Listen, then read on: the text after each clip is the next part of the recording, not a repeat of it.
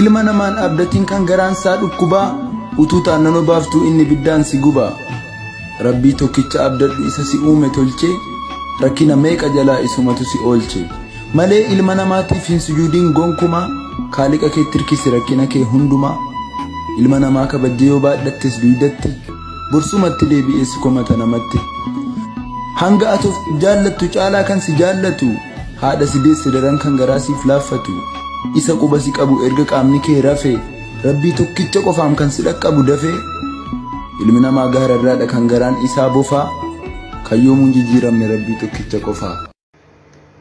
Nagaan isiniif haa baay'atu hordoftoota koo akkam jirtu nagaa keessanii fayyaa jirtu mitaan nagaa kun jira galata waaqaa ta'u baga jiraattanii isiniin jedha.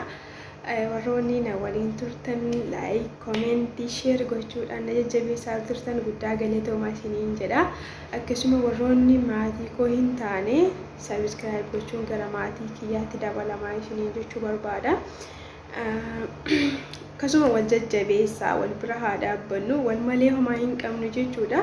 Yoo nuyi waliin jajjabeessine yoo nuyi viidiyoo walii hin ilaalle ormi bakkeeraa dhufee nu ilaaluu hin jiru numatu waliif waan ta'eef iyyuu wal jajjabeessuu wal bira dhaabbachuu harka wal qabachuu wal jaalachuu tokkummaa qabaachuun barbaachisaadha jechuudha. Saniif iyyuuti warroonni wal jajjabeessaa jirtan wal bira dhaabbachaa jirtan galatoomaa isiniin jedha. Warroonni garaa qulqulluudhaan waliin deemaa jirtanii galanni keessan guddaadha. Galatoomaa isiniin jechuun barbaada. Nama kan birayyuu dhaabbachuudhaaf dubatti hin deebiina.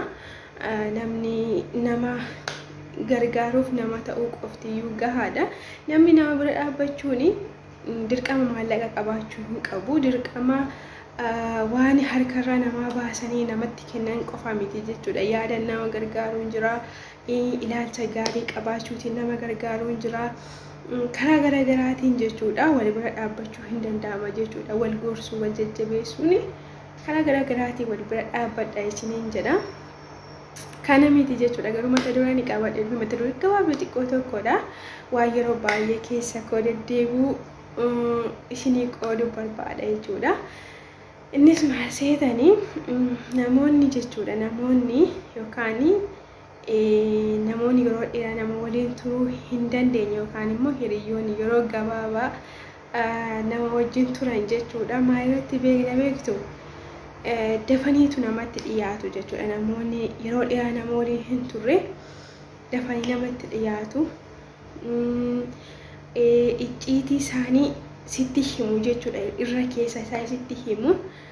Sababni isaayyuu si waliin turuu hin barbaada waan ta'eef icciitii kee akkati baaftee isaanitti himatte booda immoo maaliif akka nama kanatti dubbadhe gaafa isaan deeman jettee akka ati of wanti jettuuf jechuudha. Akka ati of gaafattuuf of dhiphistuuf jechuudha. Namoonni akkasii namoota dafanii namatti dhiyaatanitti itti dhiyaachuu miti jechuudha. Irraatii yaada isaa madaalaa deemuun barbaachisaadha. Namoonni baay'een gaafa nama tokkotti dhiyaatanii sababu namni sun afaan taasa'eef sababu namni suni keessa isaa hundumaa akka waan itti mul'isetti ilaalaniitu isaanillee yaada garaa isaanii keessa jiru icciitii isaanii itti himu jechuudha. Namoonni akkasiirraa yoo fagaanne bareedaadha. Hiriyoonni akkasii hiriyoota yeroo muraasaati waan ta'eef waan garaa keenyaallee itti himannee booda akka nu gaabbinee of dhiphisnu nu taasisa jechuudha. Nama akkasii hiriyoota akkasiirra namatti dafanii namatti dhiyaatanirra of qusachuu qabna. Yaada nama sana madaalaa deemuun barbaachisaadha jechuudha. Namoonni tokko tokko yaada namaa madaaluu hin danda'ani jechuudha. Namni kun maaliif dafinatti siqee maal barbaacha kan jedhu xiinxalan yeroo baay'ee. Sababii kanaaf namatti gaafa dhiyaatan boodarra miidhamu. Gaafa miidhaman immoo nama biraatti dhiyaachuuf illee haamilee dhabu jechuudha. Saniif iyyuuti namoota dafanii namatti dhiyaatan icciitii isaanii dafanii haasa'uu barbaadanitti yaada isaanii madaalaa deemuun barbaachisaadha. Yaadni namicha sanaa yaada gaarii yoo ta'e itti siquu dandeessa jechuudha. Namni suni yoo yaada isaa ilaalaa deemtee yaadni isaa akkamii nama gara fuulduraatti hiriyaa si waliin turuu danda'u jettee yoo ilaalte yoo yoo yaadni isaa sii ta'aa deeme sitti dhiyaachuu danda'a, hiriyaa sii ta'uu danda'a jechuudha. Garuu namoonni yaada isaanii osoo hin xiinxaliin nama kamiyyuu namni kamiyyuu yoo isin dubbise dhufee akkam jirta hayi maal jee yoo gaafa isin dubbisu daftanii bakka laphee keessan hin kenninaa isiniin jedha. Dhiiras haa ta'u shamarranis hiriyaani gantuudhaan tokko jechuudha. Namoonni baay'een kan gananamanii fi yaada isaanii dafanii kan isaanii dafanii waan laataniif jechuudha.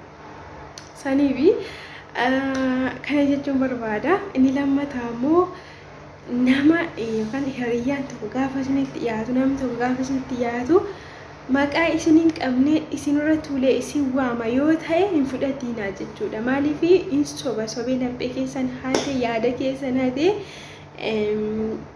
dhimma dhufeefi sana namni suni gaafa maqaa isin hin qabne isin waamu tarii dudduuba isaa yaadi biraan jiraachuu danda'a. Faayidaan inni barbaacha dhufe tarii jiraachuu danda'a jechuudha.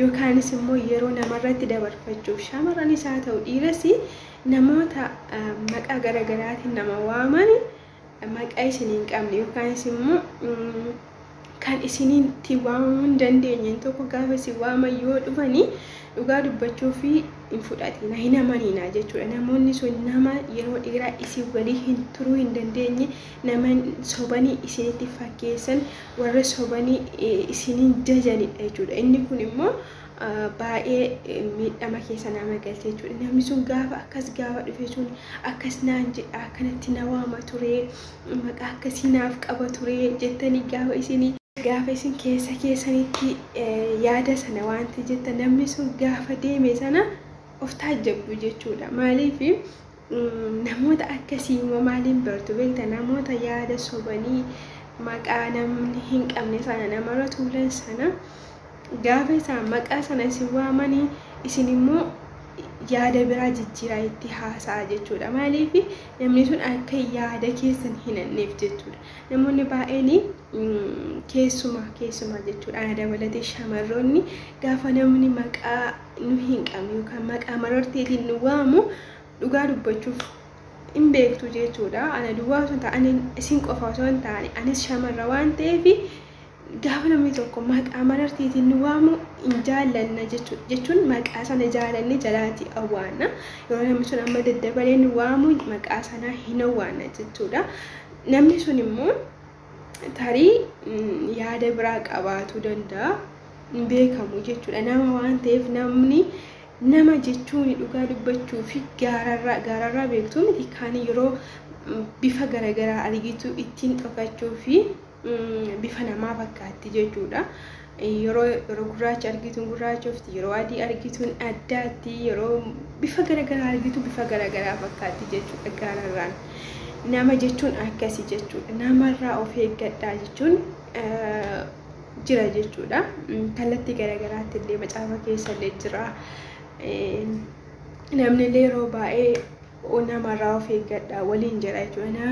Namni jechuun qiliilee gadi fagoodha jechuudha. Saniifiyyuu namoota maqaa garaagaraa isin waamanii irraatii of qusadhaa dhugaa dubbachuu jechuudha. Hin sobu soban isitti dhiyaatu bakka haala isinii hin barbaanne keessa isin galchu jechuudha. Yaada isinii hin yaadne keessa isin galchu waan ta'eef namoota akkasiirraa of eeggadhaa isin jechuu barbaada. Of eeggachuu qabna. Yoo nuyi of hin eegne namni suni dhimma isaa yookaan faayidaa barbaacha dhufe ta'uu danda'a. Yookaan shamarranis ta'e icciitii ati qabdu sirraa fuutee deemte nama biraatti ergamtee dhufte ta'uu danda'a. Hin beekamu jechuudha.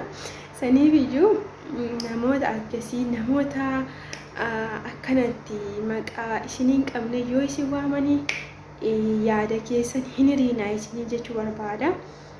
Itti xiinxaltanii ilaaluu qabdu. Namni kun maaliif akka kanatti na waama? Maaliif akka kanatti haasa'uu barbaada jettanii yaaduu qabdu jechuudha. Ani amalan qabu keessaa jechuudha. Amalli kooni namni hanga fe'e yoo haasa'eyyuu ni kolfa jechuudha. Garuu dhugaa dubbachuuf keessi hanga kanatti fudhataa miti jechuudha. Hin fudhadhuuni. Yeroo baay'ee ni madaala. Yaadni nama sanaa maalidha? Yaadni nama sanaa hin fagaatamu yaada dhiyooti kan jedhu callisee man haasa'a nama sana ilaala jechuudha. Bakka ani jechuun ani yeroo siruma yeroo nam aares ta'u yoo hin hariinillee yoo haasa'ama kam keessatti niin kolfan jaaladha jechuudha. Bakka kolfa aarii kollee yoo ta'e kolfaan ofirraa dabarsa.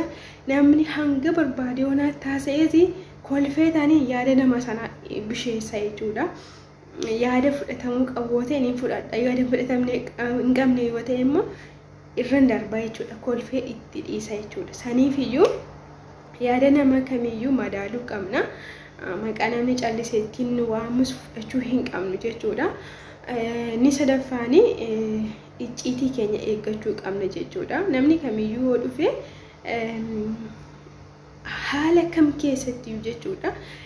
Nama sirra darbee jennaan icciitiin keenya nama tokkorra ga'ee jennaan isuma dhugaa dubbachuuf jechuudha. Nama kan biraallee dabalata jechuudha. Isheen gaafa namaatti himatte sana wajjin wal dhabdu yookaan immoo namni sun gaafa icciitii itti himattee icciitii keessa sana fuudhee deemu sana namni nama ta'e namni waliin hin dhabne hin jiru yookaan immoo waliin hin lolle hin jiru waan ta'eef iyyuu isheen gaafa akkasiitti akkas ture icciitii ishee akkasii natti himte turte isheen bar nama akkasiitii siin jaa. Saniif iyyuu namootatti icciitii keessan gadi fageessanii ittiin himatiina yoo waan siin gargaaruu danda'u jiraate namni suni irra keessa itti madda irra keessa waan siin gargaaruu danda'u itti maddaa malee keessa keessan guutummaatti namatti baaftanii hin kennina hin himiina isiniin jedha. Kanadha inni biraanii of eeggachuu qabna. Maaliif iyyuu nama waan taaneef namarraa of eegganne hojii mataa keenya jiraachuu danda'uu qabna jechuudha. Haala kam keessatti iyyuu bakka ofitti amanamummaa qabaachuu qabna. Namatti amanamna of amanna yoo ta'e yookaas immoo nama abdanna yoo ta'e bakka maleetti kufnee hafna jechuudha. Hiriyaa baay'ee itti of hin gatiina. Hiriyaa baafadha. Hiriyaan nu barbaachisa. Haala kam keessatti nu barbaachisa garuu hiriyaa baay'isuun hin qabnu. Dhugaa dubbachuuf hiriyaa baay'isuu hin qabnu. Hiriyaan nu yoo qabaachuu barbaanne namni tokko nu ga'a jechuudha. Namni nuyi keessa keenya itti himanii namni sun immoo yaada keenya sana irratti nu gargaaruu danda'u. Gaafa gaddine, gaafa gammanne, gaafa haala kam keessatti iyyuu hiriyaa nu bira dhaabbachuu danda'u tokko qabaannaan gahaadha jechuudha. Sana biratti waaqni jira, maatiin keenya jiru. Bakka kanarra hiriyaa 2, 3, 4 gaafa baay'ifattanii sanallee na gargaara jettanii yaada keessanii gaafa qooddattanii gaafa isin gammaddan qofa hiriyoonni baay'een yookaas namoonni baay'een gaafa namni gammadu qofaadha kan isaan nama wajjin jiraachuu barbaadan. Namoonni gaafa isin gadditan illee isin waliin jiraachuu barbaadanii namoota tokkoof 2 hin caalani jechuudha. Saniif iyyuutiin hiriyaallee hin baay'isiina isiniin jedha. Keessumayyuu immoo dhugaa dubbachuu fi hiriyaa shamarranii baay'isuun hin ta'u. Dhugaa isuma dhugumaan jedha jechuudha. Hiriyaa shamarranii baay'isuun hin ta'u jechuun isin jechuudha. Amma gaarummaa keessaniif jettanii waan namni sun rakkate gaafa gootanii fi hin yaadatamtan jechuudha. Namni sun gaafa lafa yaade sana ga'e yookaan immoo waan isin gargaartanii rakkina sana keessatti gaafa isin gargaartanii inni immoo rakkina sana keessaa ba'ee gaafa bakka yaadde sana geesse jechuudha. Isin hin yaadattu. Dhugaa jechuun namoota baay'een argee jira jechuudhaani. Isuma dhugumaa jechuudha. Namoota baay'ee ilaalee jiras argee jiras. Saniif iyyuu keessuma hiriyyoo shamarran baay'isuuni faayidaa gaafa rakkatan qofa sitti dhiyaatu jechuudha. Gaafa rakkatan akkati isaan gargaartu akkati isaan bira dhaabbattuuf sitti dhiyaatu. Kun immoo siif miidhama ta'a waan ta'eef namni sun sirraa fayyadamee yookaan yaada isaa sitti qoodatee ati yaada isaa sana qoodattee wajjin dhibbattee wajjin cinqamtee gaafa ati rakkattu immoo gaafa ati yaaddoon mataa si dhoosuu ga'u immoo isaan immoo si bira hin jiran jechuudha. Namoota baay'een jechuudha. Keessumaa shamarran itti baay'ee hin baay'isiina ittiin dhiyaatina jechuu miti. Hin baay'isiina tokko 2 isin geessi. Kana isiniin jecha barbaadatu shamarranii maaliif akkas jettee jechuu dandeessu. summiidhaan dhugaa shamarran. Saniifi na anis keessuma jira waan ta'eef illee irraa of eeggachuu qabna. Nama itti dhiyaachuu filachuun barbaachisaadha. Namni yaada keenya itti qoodannu filachuun gaariidha isiniin jedha. Hiriyyaan nu itti dhiyaachuu qabnu hiriyyaa yeroo dheeraan waliin turuu danda'u qaba jechuudha. Sana dursammoo hiriyyaa gaarii barbaadu dursammoo ofii keenya nama gaarii ta'uun baay'ee murteessaadha isiniin jedha. Yoo isin nama gaarii taatanii nama gaarii hin dhabdani jechuudha. Sirumayyuu nama gaarii hin dhabdati. Garuu isinii nama gaarii ta'uudhaaf of murteessuun of qopheessuun barbaachisaadha isiniin jedha. Yaadiin qawarraaf kanuma guddaa galatoomaa isiniin jedha.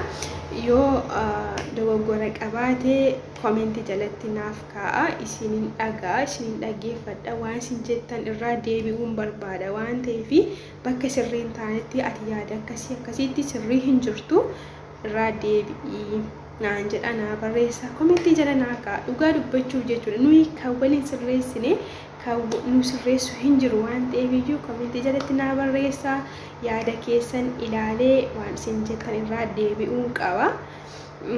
Kanuman jedha har'aaf nagaa jechuudha. Amma viidiyoo biraatii walitti deebinutti turtii gaarii naaf qabaadha. Hunda keessaniyyuu isiniin jaaladha isiniin kabaja. Yaadan qabuuf immoo isinii ibsee jira jechuudha. Maaliif akka dubbadhes immoo bakka namatti of amanuu waan ulfaateef jechuudha. Kanumaafi hiriyoonni yeroo dheeraa nama waliin turan muraasa waan ta'eef kana yaada keessa koo waan deddeebi'uufan isiniif illee qooduu barbaade jechuudha. Yoo jaallattan share like komentii godhaa. Yoo dogoggorri jiraate immoo komentii jalatti naa barreessa isiniin jedheera. Galatoomaa isinan jaaladha isiniin kabajaa turtii gaarii naaf qabaadhaa. Bye bye.